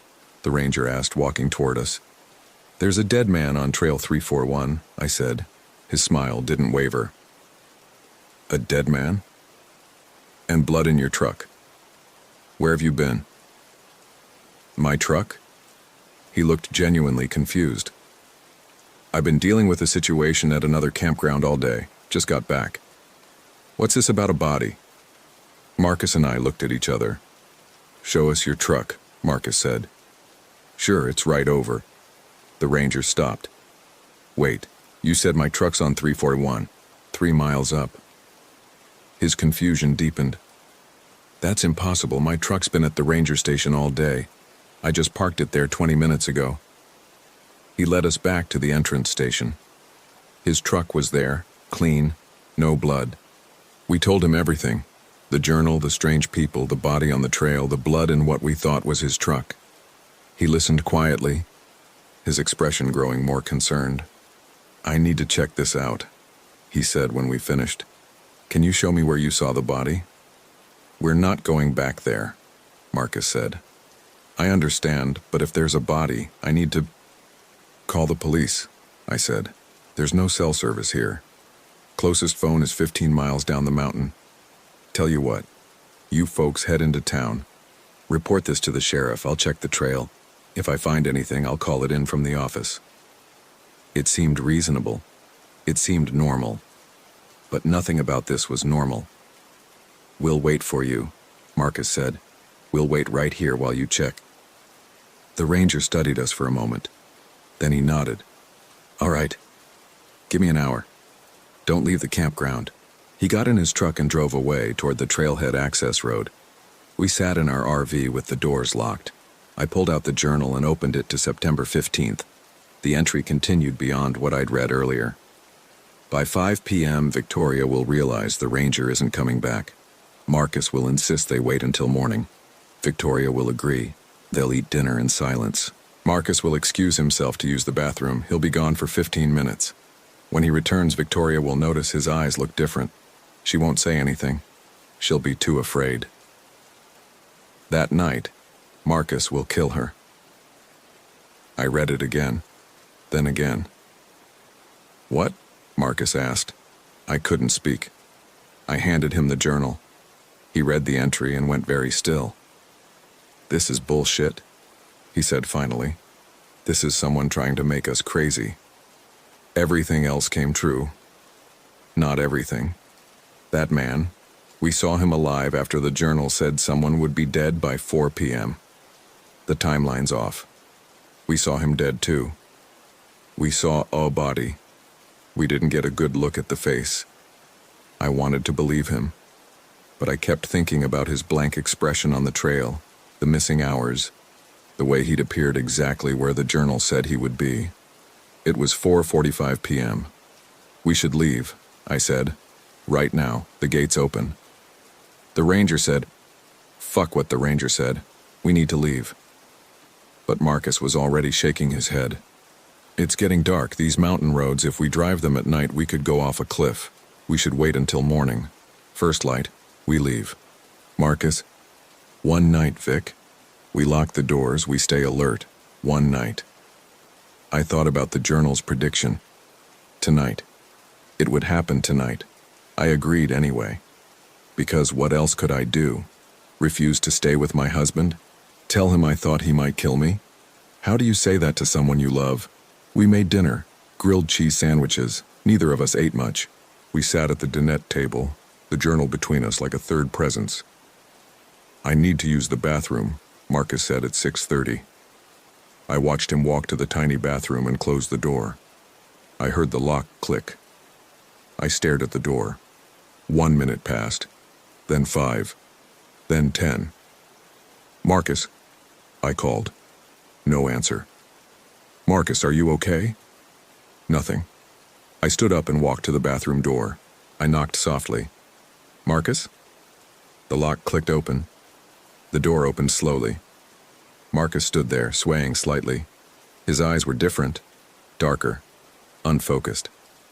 I'm fine, he said, but his voice was flat, wrong. He walked past me to the dinette and sat down. I stayed standing. What happened in there? I felt dizzy. I'm okay now. I looked at his eyes. They weren't his eyes anymore. I don't know how to explain it. They were the same color, the same shape, but something behind them had changed. Marcus, what's wrong with your eyes? Nothing's wrong. They look different. You're imagining things. He smiled, and the smile was wrong too. Too wide, like he was trying to remember how smiling worked. I sat down slowly, keeping the table between us. Tell me something only Marcus would know, I said. What? Tell me where we went on our first date. He stared at me for a long moment. Why are you asking me that? Just answer. That Thai restaurant in Denver. What was it called? I don't. Bangkok Palace? We didn't go to a Thai restaurant, we went to a pizza place. Bojo's in Idaho Springs. His smile didn't change. Right, I forgot. You wouldn't forget. Victoria, I'm tired, I'm stressed, I'm allowed to forget things. What's my middle name? He hesitated, just for a second. Marie. It's Grace. I know that. I was testing you. I stood up. I'm going outside. You shouldn't go out there alone. It's getting dark. I need air. I grabbed my phone and the knife and stepped outside. The sun had set. Shadows stretched across the campground. I walked away from the RV toward the tree line, trying to breathe, trying to think. The journal had predicted this.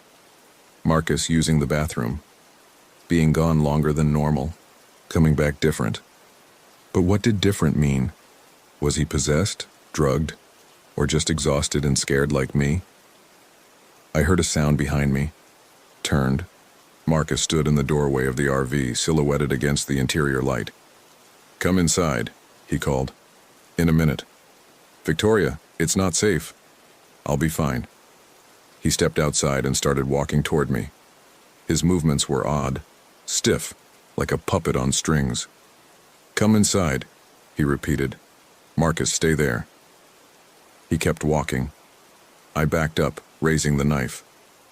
"Stop." He stopped. We stared at each other across 15 feet of darkening campground. "Something's wrong with you," I said. "Nothing's wrong." "Then why are you acting like this?" "Like what? Like you're not you?" He tilted his head. The movement was too smooth, too calculated. "I am me. I'm Marcus, your husband. We've been married 3 years. We live in Denver. We came here to save our marriage." Each sentence came out mechanical, like he was reading facts from a card. "What's my favorite movie?" He didn't answer. "What's my favorite movie, Marcus?" "I don't." "The Notebook?" "I hate The Notebook. I've always hated it. You know that." "I forgot. You're not him." The thing wearing my husband's face smiled. "Where would he go?" I turned and ran. I ran into the forest behind our site, crashing through underbrush, the knife still in my hand. Behind me, I heard him following. Not running. Walking. Steady. Inevitable. I didn't have a plan. I just ran. The forest was dark now, only the faintest light filtering through the canopy. I couldn't see more than a few feet ahead. Branches whipped my face. Roots grabbed at my feet. I ran anyway. After maybe 10 minutes, I couldn't hear him anymore. I stopped, gasping for breath, trying to orient myself. I pulled out my phone. Still no signal. The battery was at 30%. I turned on the flashlight and immediately regretted it. The beam cut through the darkness like a beacon, announcing my position to anyone looking. I turned it off and stood in the dark, listening. Something moved through the trees to my left, then my right, then behind me. Multiple somethings. I heard the older woman's voice, flat and dead. "You should stay." The man from the travel trailer. "It's safer here." The ranger. "Don't leave the campground." They were surrounding me. I picked a direction and ran. More sounds, more voices. The forest was full of them, all speaking in that same emotionless monotone, all saying things that almost made sense but didn't quite. I broke through a thicket and found myself at the edge of a small clearing. In the center stood Marcus. No, not Marcus. All of them. 6 identical Marcuses, standing in a circle, all facing outward, all smiling that wrong smile. I backed up slowly. They didn't move. Just stood there, watching me with those dark, wrong eyes. "Victoria," they said in unison. "Come inside." I turned and ran again. I ran until I couldn't run anymore, until my lungs burned and my legs gave out. I collapsed against a tree, gasping, the knife still gripped in my hand. The forest was quiet now. No voices, no footsteps, just wind in the branches and my own ragged breathing. I pulled out the journal and turned on my phone's flashlight, shielding it with my body. I flipped to September 16th. September 16th. Victoria spent the night in the forest. She'll make it back to the RV at dawn. Marcus will be there, normal again. He won't remember anything from the night before. Victoria will pretend to believe him. They'll pack up. They'll leave. But they won't make it out. At 9:30 a.m., the road will be blocked. Not by a gate this time. By them. All of them. Marcus will try to drive through. The RV will crash.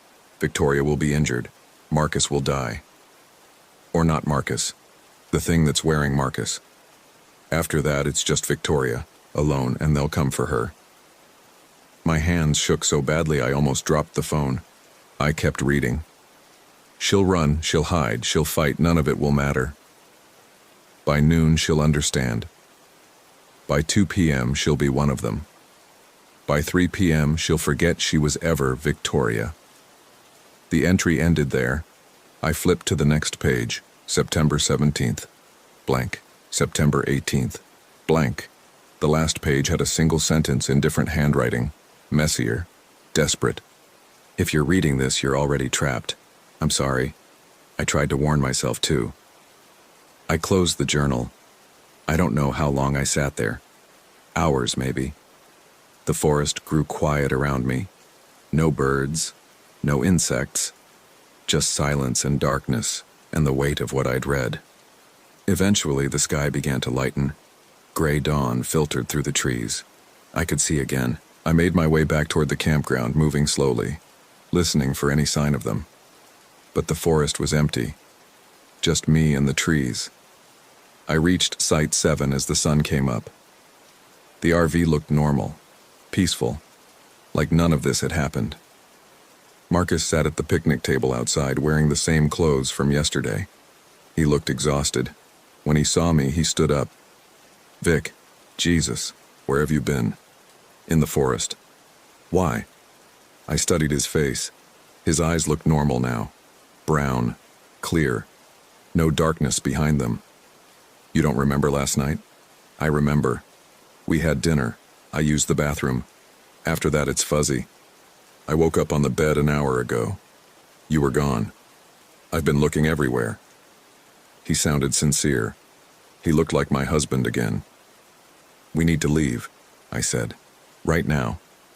I know, I'm sorry about last night. I don't know what happened to me, but let's pack up and get out of here. We packed in silence. I kept watching him, looking for signs of the thing from last night. But he seemed normal, worried, tired, but normal. We pulled out at 9:15 a.m. The gate was open. The ranger station was empty. We drove down the gravel road toward the highway. At 9:28 a.m., we rounded a curve and Marcus slammed on the brakes. They stood across the road. All of them, the older couple, the man from the trailer, the ranger, and 12 others I hadn't seen before, all wearing camping clothes, all with those empty eyes. They stood shoulder to shoulder, blocking the entire road. Behind them, I could see more emerging from the trees, dozens, maybe hundreds. What the fuck? Marcus whispered. The ranger stepped forward. He raised one hand. You should stay, he said. The others repeated it, their voices overlapping into a chorus. You should stay. You should stay. You should stay. Hold on, Marcus said. He floored the accelerator. The RV lurched forward. The line of people didn't move. We were maybe 10 feet away when they all stepped aside in perfect synchronization, opening a path. Marcus didn't slow down. We shot through the gap. I looked in the side mirror as we passed. They all turned to watch us go, their heads swiveling in unison. Then they started walking, following, moving faster than should be possible. Marcus, I see them. The RV swayed dangerously on the narrow road. We were going too fast, way too fast. But the things behind us were gaining. We reached a sharp curve. Marcus tried to brake. The RV skidded. Then we were airborne. I remember the sensation of weightlessness, the sound of metal tearing, glass shattering, impact. When I woke up, I was lying in grass. The RV had rolled off the road and down an embankment. It lay on its side 30 feet away, steam rising from the engine. Marcus? I stood up. Pain shot through my left arm. Broken, probably. I stumbled toward the wreckage. Marcus was still in the driver's seat, held by the seatbelt. Blood covered his face. His eyes were closed. Marcus. Marcus, wake up. I pulled at the seatbelt, trying to free him. He didn't respond. I checked for a pulse. Nothing. I don't know how long I knelt there, holding his hand, crying. Could have been minutes. Could have been hours. When I finally looked up, they were there. standing in a circle around the wreck. All of them, watching me with those empty eyes. The ranger stepped forward. He held out his hand. "It's time," he said. I backed away. "No, it won't hurt." "Fuck you." I ran, again, through the trees, down the slope, my broken arm hanging useless at my side. They followed, always following, never running, never rushing, just walking, patient, inevitable. I ran until I couldn't run anymore, until I collapsed in a dry stream bed, gasping, crying, dying inside. They gathered around me, silent, waiting. The ranger knelt beside me. "You can't leave. No one leaves. This is where you stay." "Why?" "Because this is where we are. All of us. Forever." "I don't understand." "You will." He touched my forehead. His hand was cold. The world went dark. When I woke up, I was in the RV. Our RV, Site 7. Everything was normal, unpacked, like we'd just arrived. Marcus stood at the stove making coffee. He smiled when he saw me. "Morning, sleepyhead. Want breakfast?" I looked at my left arm. Not broken. No pain. I touched my face. No cuts, no bruises. "What? You okay? You look pale." I stood up slowly. "What day is it?" "Thursday, September 14th. We just got here, remember?" He poured coffee into 2 mugs. "You were worried about finding something weird. That journal or whatever. But we looked. There's nothing here. Just us and 5 days of peace and quiet." I walked to the cabinet above the dinette. Empty. No journal. "Marcus, I remember..." "Hey." He put his hands on my shoulders. "It's okay. You're probably just tired from the drive. Why don't you sit down, have some coffee, and we can plan out our day." His eyes were brown, clear, normal. But when he smiled, it was too wide, too perfect. I pulled away, walked to the door, looked outside. The older couple sat in their camping chairs. The man from the trailer dumped his gray water. The ranger's truck was parked at the station. All of them turned to look at me at the same time. Then they waved. "Come sit down, Vic," Marcus called from inside. "Breakfast is almost ready." I stood in the doorway, frozen, trying to understand. Had it all been a dream? A hallucination? Or had I already died in the crash and this was something else entirely? I reached into my pocket.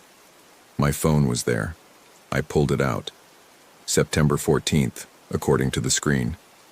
But when I opened my photos, the last picture was dated September 16th. A blurry shot of trees taken while running. Marcus appeared behind me. "What are you looking at?" I turned to face him, studied his eyes, looking for the darkness, looking for any sign of the thing that had taken him. "Nothing," I said. "Then come eat." He held out his hand.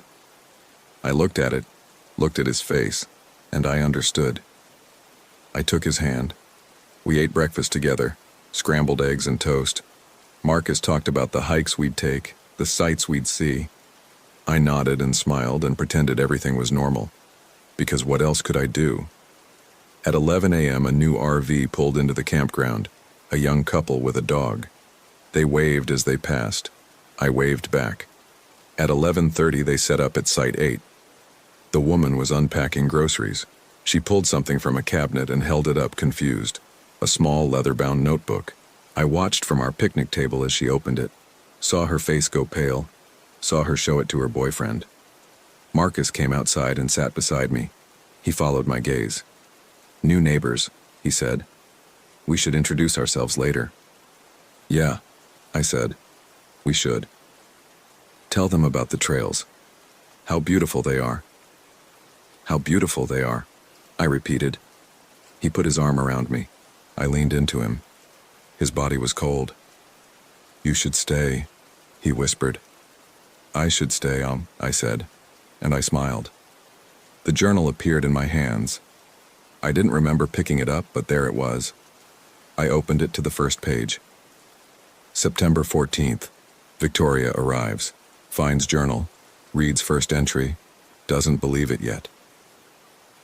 The handwriting was mine. I looked at Marcus. His eyes were dark now, Wrong. Your turn to write tomorrow's entry, he said. I nodded, picked up the pen I didn't remember grabbing. September 15th. I wrote, "The new couple will wake at 3:17 a.m. The woman will find this journal on their table. She'll read it. She'll try to leave. She won't make it out." My hand moved across the page, writing words I didn't choose. Words that were true. Words that would be true. Because this is where we are. All of us. Forever. I can't leave. No one leaves. The mountains don't let go. If you're reading this, you already know what comes next. You're already here. You should stay. It's safer here. The trail is beautiful today, and tomorrow you'll say the same thing to whoever comes after you. You'll smile that too wide smile. You'll watch with those dark eyes. You'll forget you were ever anyone else, just like I'm forgetting. What was my name again? Victoria. Victoria Hayes. I have to remember that. I have to. But it's getting harder to hold on to. Like trying to grip water. Every minute a little more of me drains away. Marcus, no, not Marcus, the thing wearing Marcus, says it's easier if I stop fighting. Says I'll be happier once I let go. Maybe he's right. Maybe it's easier to stay. The new couple will try to run, they always try. But the mountains are patient. The mountains always win. And tomorrow, when they fail, when they crash or get lost or come back wrong, I'll be there. Smiling, waving, welcoming them. Because this is what we do now. This is what we are. I look at the mountains. They look back. And I understand that we were never meant to leave. The journal knows. The journal always knows. I turn to the last page, the desperate scrawl from someone who tried to warn themselves. I pick up the pen. Below their message, I write, "It's already too late, we're already gone. Stop trying to remember who you were. That person doesn't exist anymore." Then I close the journal. I place it back in the cabinet of the RV at Site 8. Tomorrow someone new will find it. Tomorrow I'll watch them read it. Tomorrow they'll understand. The mountains don't let go, and neither do we. My name is Victoria Hayes. I think it is. But it's getting harder to remember. Soon it won't matter at all.